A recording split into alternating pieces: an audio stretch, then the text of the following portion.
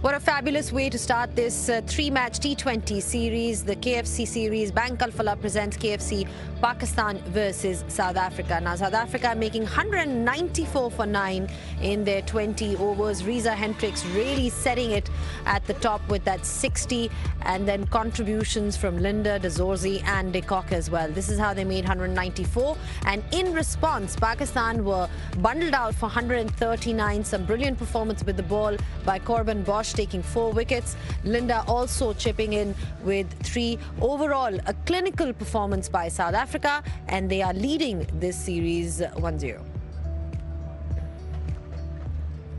Well, it's great to be back on the pitch side, just discussing this win over Pakistan. South Africa, of course, not playing with their full strength side, but full credit to them for the way they came out today and played. I've got with me a very, very special guest, someone who contributed and really set it up at the top. Alongside, I've got JP Duminy, of course. A warm welcome to both of you. And Reeza, really, really well played. A huge congratulations to you. Just the kind of start that South Africa would have wanted. You must be really pleased. Yeah, absolutely. I mean, obviously, the start of the series is important for us to have started well, which we managed to do. Yeah, obviously, sent into bat, got off to a great start, and yeah, managed to put some runs on the board, and the bowlers came out and finished it off well for us. Talk to us about the conditions. How did you sum that up today? Yeah, I thought in the beginning there was a bit of something on offer for the bowlers. I felt. Yeah, as the game went on. The inconsistency of the bounces came into play. I thought with the spin especially, sort of that back of the length, it was a bit inconsistent. So obviously the game just slowed down a little bit when they came into play. But yeah, we managed to get a couple of partnerships and bat through those difficult phases with the contributions from quite a few players. And again, yeah, managed to get a good competitive total on the board, which we were obviously pleased at the halfway mark. So in terms of conditions, summing it up is important, and then the next step is obviously understanding your options. What was the communication around the batting group around those conditions with regards to options? Yeah, absolutely. I think with the seam, it seemed a lot easier or better for us. We managed to get off to a fly, as I mentioned. And then, yeah, once the spin came on, we obviously had to then discuss different options because the game, like I said, the game did slow down. But I thought the partnerships were key. Obviously, sort of drag the game out a little bit, not get them too much into the game, which we managed to do. So, yeah, the options were there, were discussed, and I think the big thing was to get a couple of partnerships going. So, yeah, we managed to do that nicely. Zainab, your thoughts on the bowling in terms of the execution of South Africa? Excellent. I mean, just in terms of utilizing the conditions, you know, Pindi traditionally is known for runs. You know, it's a batting ground. That's what they say. Just in terms of the lengths and everything, what was the plan discussed in terms of as a bowling unit? Of course, you were there, part of that conversation. Corbin Bosch really getting it right in terms of his length. What was the plan then? Yeah, I think obviously spent time out the first half, so we kind of had an idea as to what lengths to bowl and what lines. So the plan was quite simple, just try and hit that back of a length line and fairly straight. And I think our bowlers managed to do that consistently, and then obviously put them under pressure and got a couple of wickets, and yeah, they never really got going. Also about, you know, 4 or 5 of your main players are not playing in this T20 international series. A lot of the boys are being rested for that series in India, the test series that I'm talking about. So just in that sense, when you are trying different players in the side and you go on to win something, how much does it do in terms of your confidence as a side, or self-belief as we call it? Yeah, I think just shows the depth as a South African country and what we have, yeah, depth-wise. So yeah, guys obviously getting opportunities. The series, a couple of test guys rested, so it's not the usual team you'd see. But yeah, it's obviously great opportunities for everyone, and yeah, everyone is obviously keen to put up their hands and put in good performances. Yeah, obviously then again a great start today for us. Quinton also making a comeback in this team just in time for that T20 World Cup next year. I mean, what's it like to have him back in the squad? Yeah, absolutely. I mean, it's always great to have Quinny back in the squad, Quinny 2.0. Yeah. Is it different to 1.0 or is it the same? No, I think it's the same. He obviously brings a lot of quality, a lot of experience to the group. So, yeah, hopefully we see a lot more of him.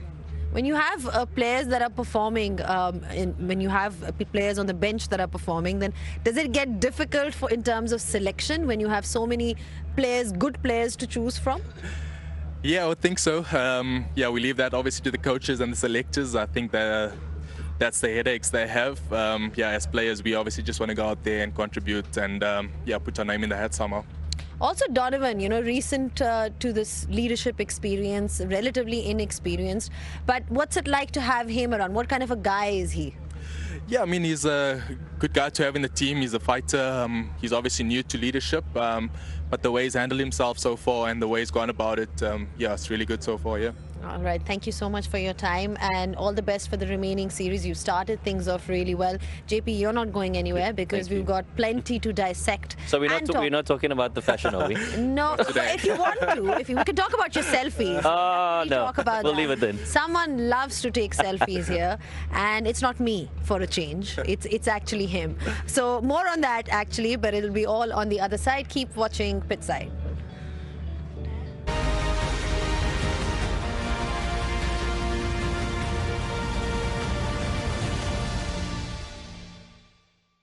Back on Pitside, just discussing Pakistan's loss today. The first T20 international has been won by South Africa by 55 runs, and we've now been joined by Amir Sohail in the studio.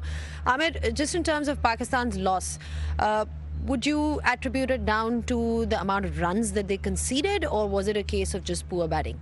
Poor batting. And what I now started to believe that the Pakistani batsmen, they do not have that cricketing acumen to be able to deal and excel in international cricket. The reason why I say that, if you see the mode of dismissal, South African bowlers, they were looking to ball back with the length and they were extracting steep bounce, and also the angle was there. They were looking to bend the ball back to the batsman just to cramp them. Did you see any Pakistani batsman trying to hit the ball off the back foot? I mean, if the bowler is bowling back of the length, as a batsman, you suddenly decide, okay, I have to deal with the bounce and the angle. Why not commit myself on the back foot and maneuver the length?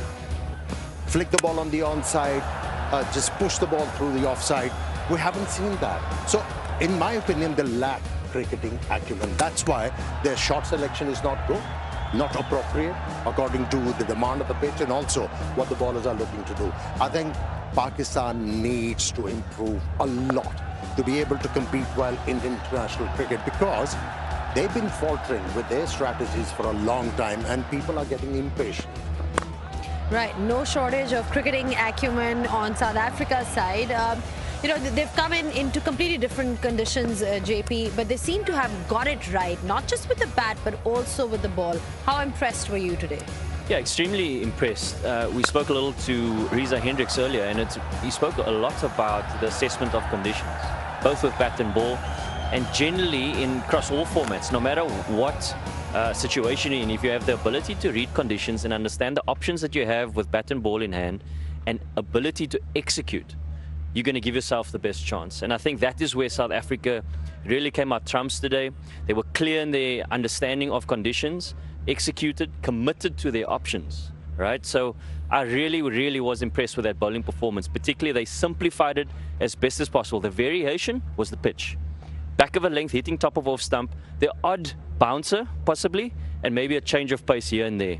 Obviously, George Linder came into the game a little bit in the middle, but the main contributors there from a bowling perspective was really how the pace attack stuck together and really executed their skills. I just want to add one thing. You know, these players, the Pakistani players, they need to shake their ego.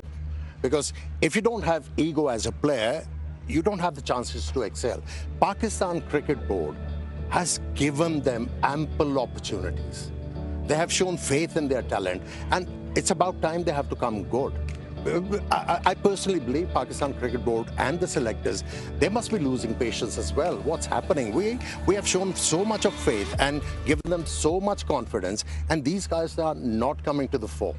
So I think this is high time for the Pakistani players to wake up and shake their ego and come out in the ground with an attitude, wearing that confidence on their chest. If they don't do that, it's not going to happen for Where do you Pakistan. think Saim Ayub is lacking with the bat? Because he's been struggling for a while now. It's been that entire Asia Cup. He's done well with the ball, but with the bat, he's been consistently struggling. The biggest problem is he just wants to hit the ball on the onside. He's stubborn.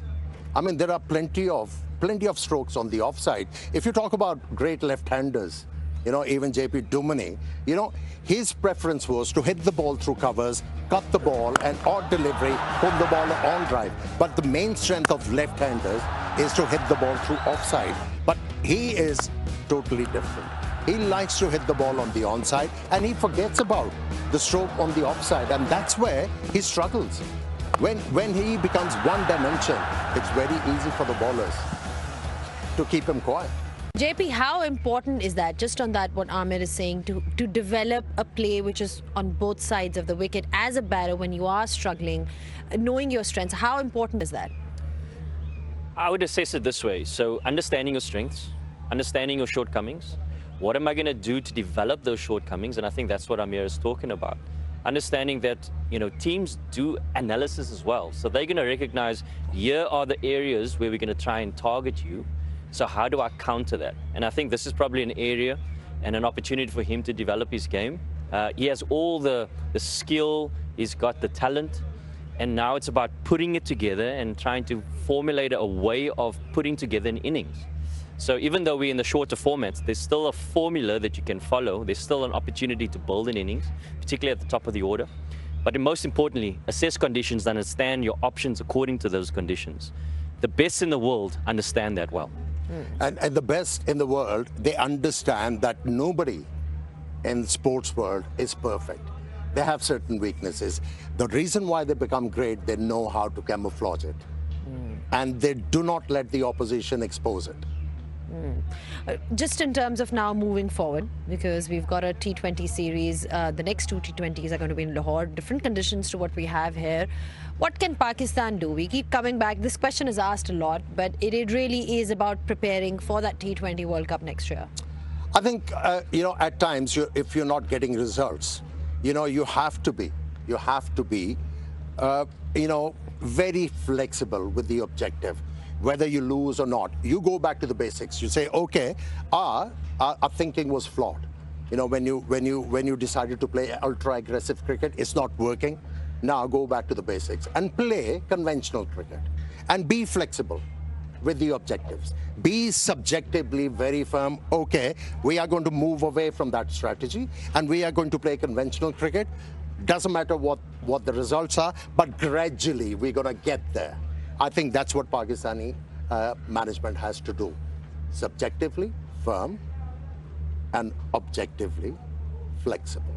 Right. So you summed it up really well. For South Africa, then moving forward, obviously we move to Lahore now for the second T20 International.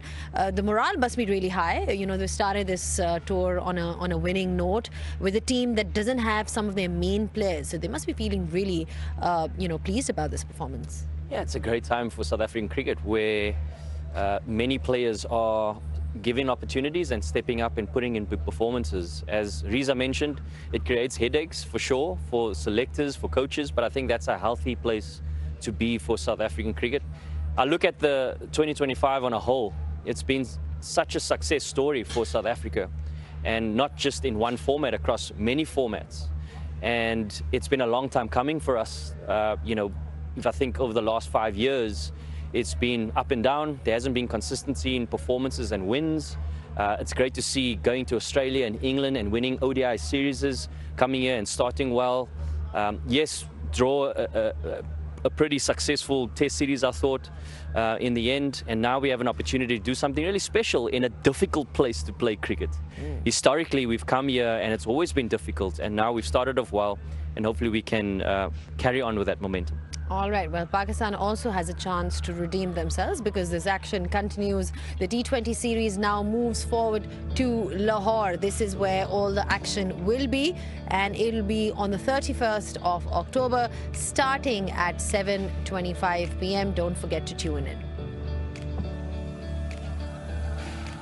All right, thank you so much, gentlemen, for your thoughts and all your insight. Now, it's been a great win by South Africa. They've started this tour off on a positive winning note. Pakistan has a chance to sort of regroup and really come back together for that second T20 international on the 31st of October. That's when we also will be joining you once again. Until then, it's goodbye from all of us.